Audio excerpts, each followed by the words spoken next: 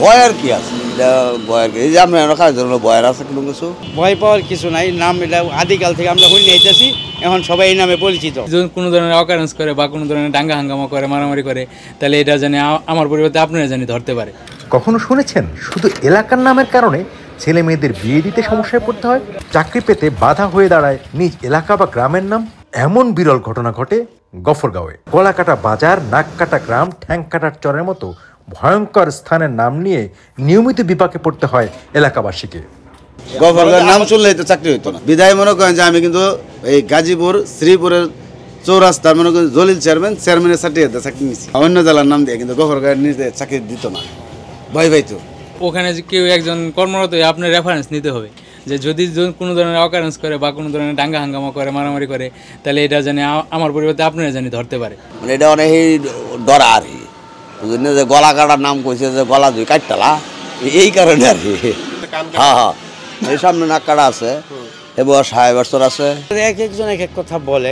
কেউ কেউ বলে এখানে যে ডাকাত দলাইয়া এই মাল বন্ধক করার সময় গলা কেটে ছিল, এর লেগে গলা কাটা হয়েছে। ওইনে ওই যে ঝগড়া লেগে নাক কেটে ছিল আদিকালে, এই নাক কাটা ওইনে ওই যে হাজাহাজি করে ঠ্যাং কেটেলছে, কিন্তু সঠিকটা কেউ বলতে পারে না যে গলা কাটাটা কেন হইল নামটা। বাজারের নামকরণ হয়েছে ব্রিটিশ আমল থেকে। কেন এটা এরকম? ব্রিটিশরা শাসন করতো, কর চাইছেন, পরে এই কর লয়ে এরা মনে করেন যে ভালো একটা জিনিস হইলে ব্রিটিশরা দেড় লাগছে, পরে মনে করেন যে ব্রিটিশরা দিতে দিতে এখন মনে করেন যে আমি যদি সবই লিয়ে দেন গে তাহলে আমরা পাইম কি। পরে কৃষকরা সবাই একত্র হইয়া হেরিয়া পরে মনে করেন যে চিন্তা করছে যে এরা তো আর কর দেওয়া যাইব না। পরে মনে করেন যে আপনার ব্রিটিশরা এবার আইতো আর মনে করেন যে গলা কাটতো, ওই এয়ারপোর্টের থেকে নাম হয়েছে গলাকাটা বাজার। আগে কিন্তু আসেন গোয়ালহাটা, গলাকাটা কিন্তু আসেন না। মূলত কিন্তু মনে হয় যে গফরগাঁওয়ের লোক খারাপ না, গফরগাঁওয়ের লোক কিন্তু অত্যন্ত ভালো। আগের পরিবেশের গফরগাঁওয়ের লোক নাই। এখন বর্তমান মনে করেন যে গফরগাঁওয়ের লোকে কোনো দিক দিয়ে একটা অকারাজ করবা গেলে বাদ দেওয়ার চিন্তা পরে করে, আগে তো আর এটা করছে না। আগে মনে করেন যে যে পারছে বা মারামারি করছে, কাটাকাটি করছে, হানাহানি করছে, এখন কিন্তু তা নাই।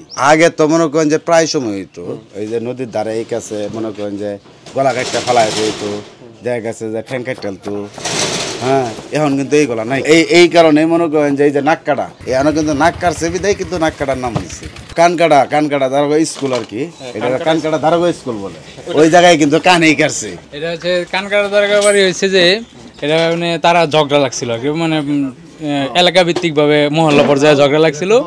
পরে যখন মানে অস্ত্র দিয়া ঝগড়া করছে তখন মানে একটা কূপ হয়তো কানে লেগে গেছে, পরে কানটা পুরাটা পুড়ে গেছে। উনি আবার পুলিশের দারোগা ছিল, পরে ওই থেকে মানে স্থানীয়রা ওখান থেকে দারোগা নামটাই উৎপত্তি শুরু করে দিয়েছে যে এটাই কানকাটা দারোগা বাড়ির মসজিদ অথবা স্কুল, মহল্লাটা দারোগা বাড়ির মহল্লা। এই সব জায়গায় তো কম বেশ খারাপ আছে, বুঝছেন, মনে সব জায়গায় কম বেশ খারাপ আছে, কিন্তু মনে হয় নামে বুঝতেছেন কোনো গর গেল লোক খারাপ, এইটা হেটা বকর চক্কর, এই অবস্থা।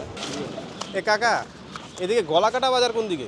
ওই যে গলাকাটা বাজার, এটাই গলাকাটা বাজার কেন বলেন তো? এটা হটকাল্লা কালে গলা কাটতেছে, জব করছে, সেটার থেকে নাম হয়ে আছে। ও, তো এই এলাকার লোকজন কি একটু এরকম মানে ভয়ঙ্কর নাকি? আগে মানে হইতো নাকি? এক সময় আসিন এখন ভালো হয়ে গেছে। না আমরা বলছি যে গোয়ালেরা থাকতো, দুধের গোয়ালেরা থাকতো, ওই গোয়াল হাটা থেকে এখন গলাকাটা হয়ে গেছে। পরবর্তীতে আবার নাম হয়েছে হালিমাবাদ বাজার।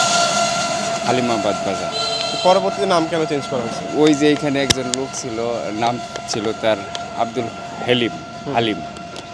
ওই লোকের অনেক অবদান ছিল। পোস্ট অফিস, তারপর মসজিদ, মাদ্রাসা, বাজারের মার্কেট, এগুলি যখন এই হালিম সাহেব করলো তখন তার নাম অনুসারে নামকরণ করা হলো হালিমাবাদ। তা আসলে আমরা ছোটোবেলা থেকে জানতেছি যে গোয়ালহাটা, তারপর গলাকাটা, এখন হালিমাবাদ।